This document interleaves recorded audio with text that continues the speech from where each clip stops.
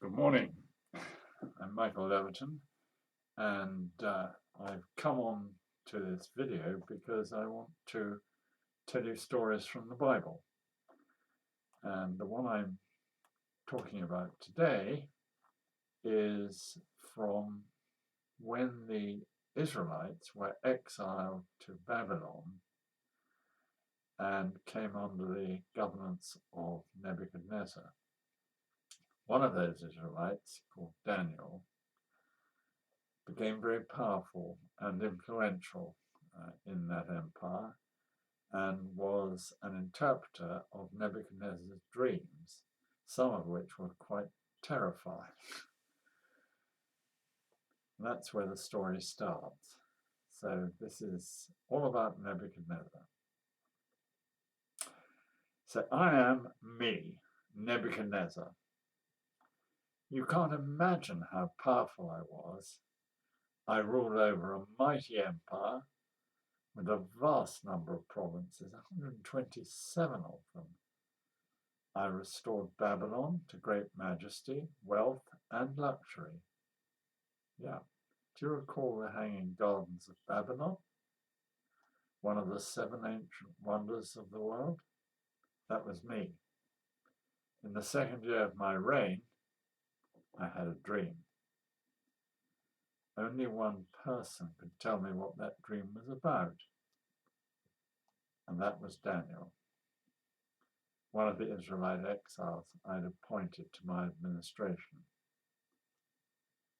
I was astonished at the accuracy of his account of my dream and its interpretation. I noted that it was his God who revealed this to him, so I fell on my knees and worshipped him and his God.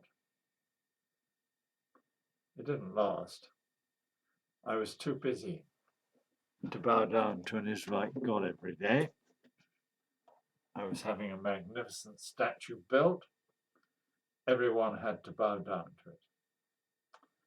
Unfortunately, some astrologers came forward and told me Daniel and his Israelite friends had refused to do so. Well, so I had to act.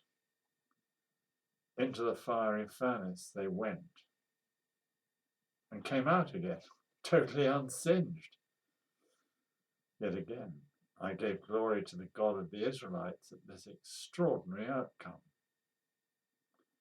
Yet again, it didn't last. Then I had another dream, which quite frankly terrified me. It terrified Daniel as well. As usual, he was the only one who could interpret it. He said God gave him the interpretation. And this is what it was, and it was terrifying. I was going to go mad, live like the wild animals, eat grass like cattle, and be drenched with dew. What was worse, this was going to last 7 years.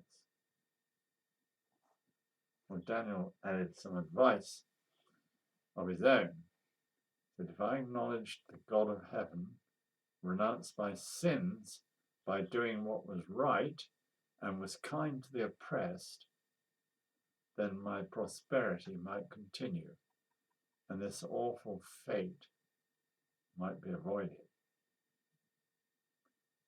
Did I listen? No, I didn't. I was preoccupied with my own importance. I can still remember the words that triggered the dream's fulfillment. Is not this the great Babylon I have built as the royal residence by my mighty power and for the glory of my majesty? Out into the wilds I went for 7 years. Let me tell you what I learned. To praise and exalt and glorify the King of heaven, because everything he does is right and just, and those who walk in pride, he is able to humble. He certainly did that to me. Please don't learn the hard way. Cheerio. Hope to see you again soon. Bye.